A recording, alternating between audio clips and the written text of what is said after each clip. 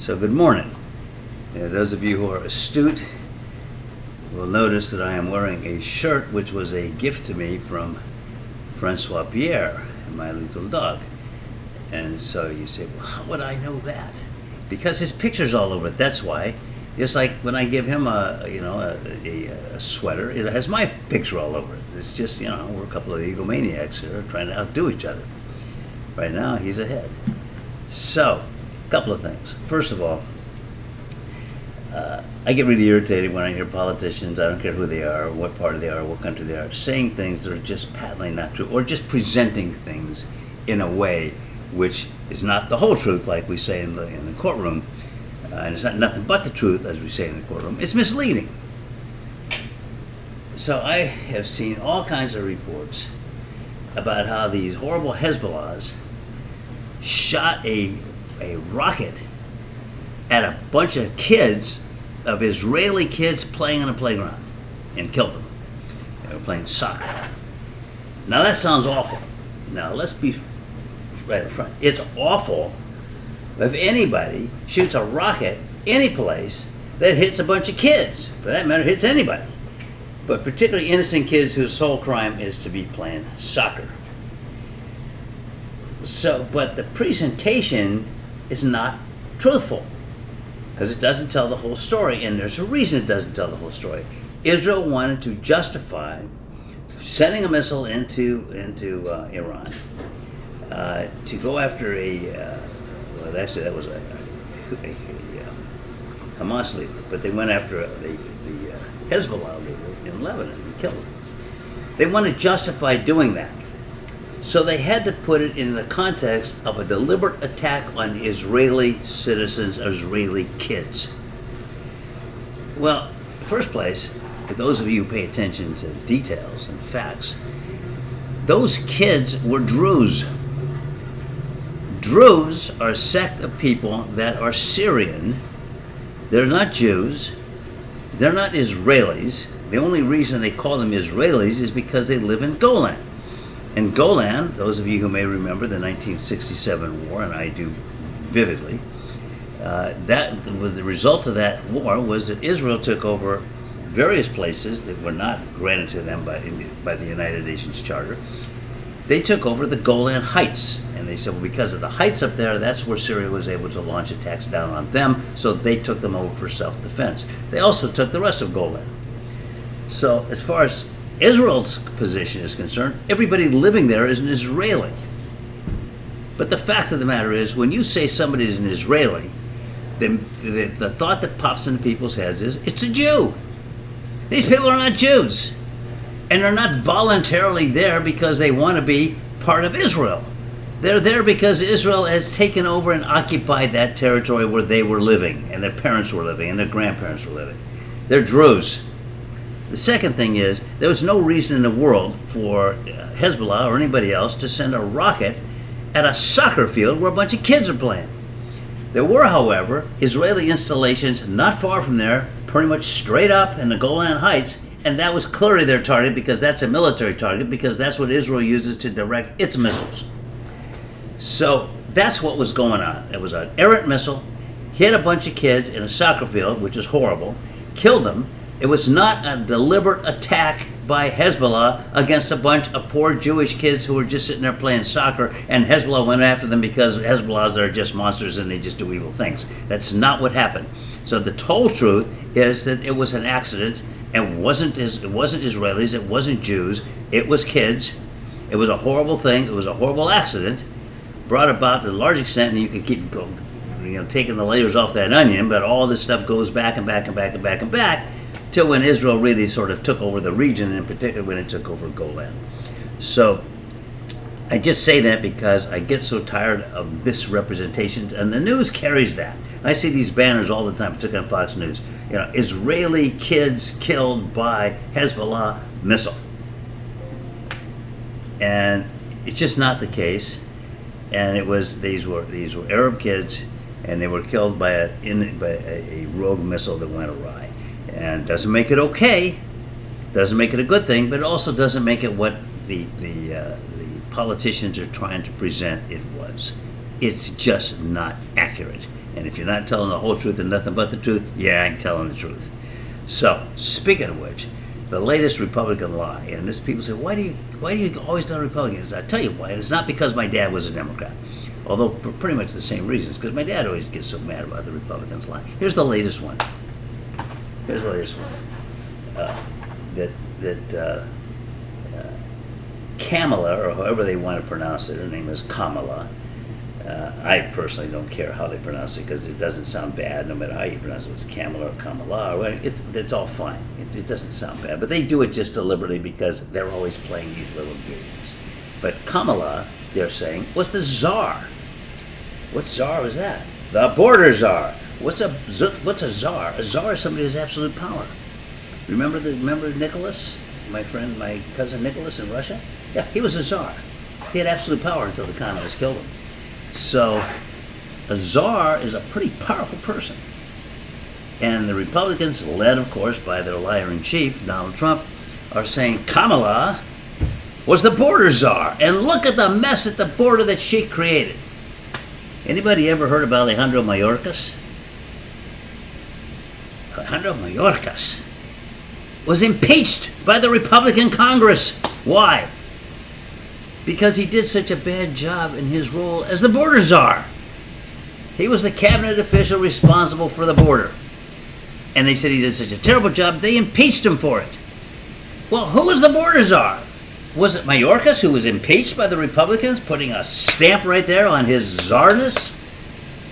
Or was it Kamala Harris, whose sole role in this whole thing was that she was basically acted as an ambassador at large to go down and talk to the governments of Guatemala, Salvador, and Guatemala, Salvador, and so what's wrong? See, this is what happens when you get to be almost Biden's age.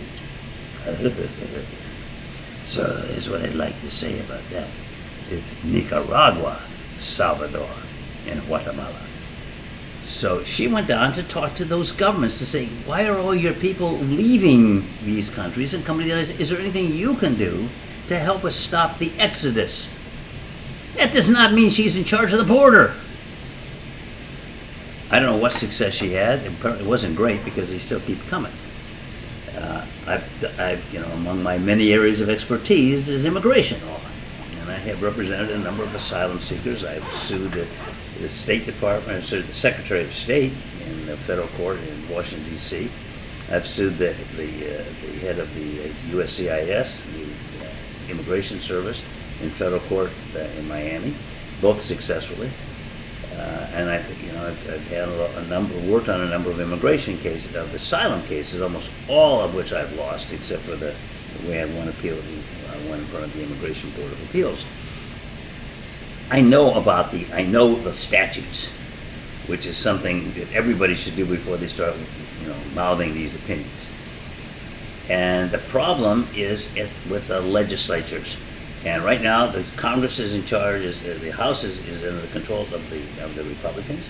The Senate is not, but they were unable to pass that law that was largely authored by the Republican, very conservative border hawk senator from Oklahoma.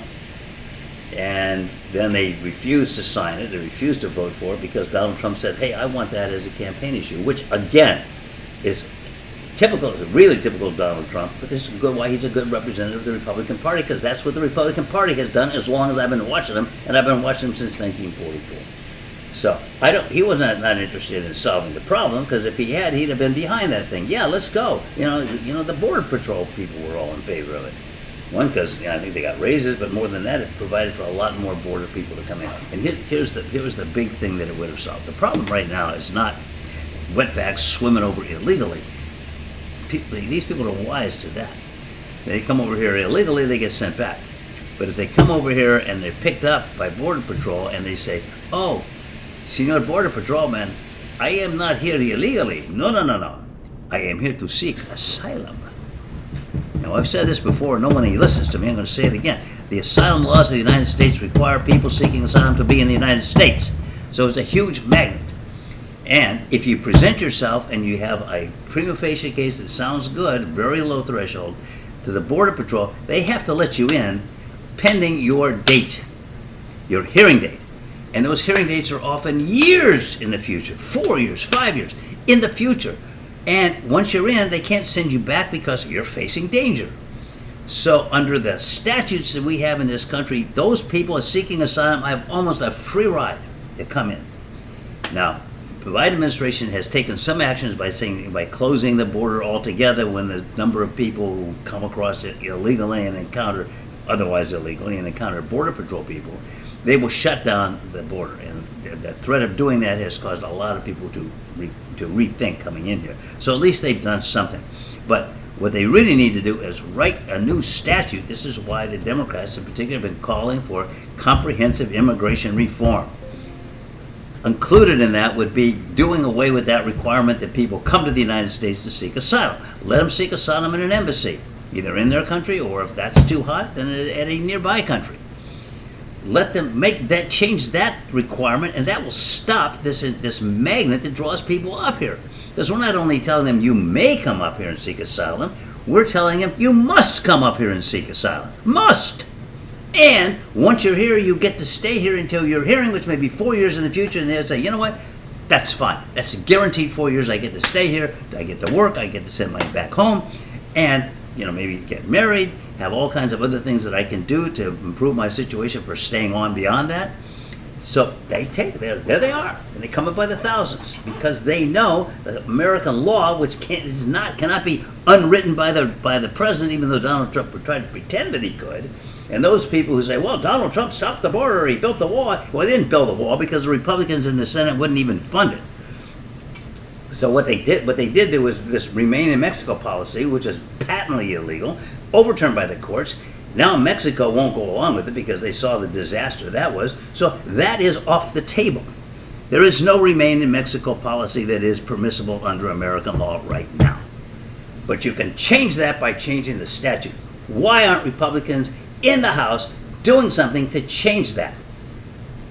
Why didn't Republicans vote for the bill that what that bill would have done, among other things, was a major increase in the number of border agents screening these people initially and then hearing their cases. Because again, I practice law here. So I'm not just talking off the top of my head. And the problem is delay. But this new law would have provided that they get a hearing, not the preliminary screening at the border, but a hearing on their asylum application within 4 weeks. You get a hearing in 4 weeks, 90-some% of these are rejected, which means 4 weeks later you're on your way back to Guatemala or wherever you came from. So who's going to spend $10,000 hiring a coyote to take them up to the border where they can stay for 2 weeks? Most people won't do it. That was a baked-in solution to stop this migration of these massive migrations of thousands of people coming up from the Triangle. Triangle is Salvador, Nicaragua, and Guatemala. So, or Guatemala, as we say. Remember, I speak Spanish because I grew up in Mexico. So every once in a while, they will speak with a Mexican accent. Well, should they might speak with an Irish accent too, because as you know, my ancestors they came over here from Ireland. I know. They didn't come over voluntarily, but I don't know why you have to get into that already. I mean, just because me forebears were, not the most honest of people. Like thieving horses is such a bad thing. But anyway, I'm off of that now. I can't get off. I can't stop talking like an Irishman. So I don't know. Sure, yeah. So if you go to Guatemala and you speak like a Mexican or you speak like a Guatemalan or you speak with a Spanish accent, you'll be arrested. Yeah, you're going to be arrested anyway just for watching this program. Shame on you. You should be out earning a living or something. Yeah.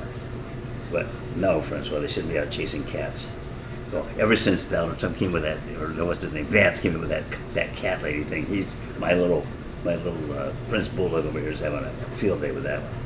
So I'm going to tell you the disgusting things he says about cats. And he likes cats. That's what's so weird. He gets along really well with dogs. Forget it. He'll fight with them, like constantly. Cats, he goes up to them and they rub noses. Who ever heard of a dog that rubs noses with a cat? It's disgraceful, I'm telling you. I'm ashamed. I'm ashamed of this. I was asleep now, so he can't hear me. But he doesn't watch these, so I don't have to worry about that. I can say a damn thing about him I want to say. Just like I can about Donald Trump. Anyhow, Why was I talking about cat ladies? How did you get me off on that subject? For crying out loud. What do you think I am, Joe Biden? So, getting back to the border. That provision would have provided a major deterrent or disincentive, not a deterrent, but a disincentive to people coming up here illegally and seeking asylum. You take that, and my suggestion, which is you require them to apply in another country, in an American embassy, like they do for green cards. Green cards. Like they do for green cards. Like that. So, I didn't know I used to be an actor. So, actually, I was for a very short period of time, and I was not very good. Well, unless you want to count my time in the courtroom, in which case I'm pretty good. You should see the tears I can muster. It's not easy either. I got this spray thing on it. Sometimes every once in a while people say, "Why is he spraying in his eyes?" And then I stand up and I get tears rolling down my eyes. So they talk about the horrible suffering my client has suffered from the infringement of his patent.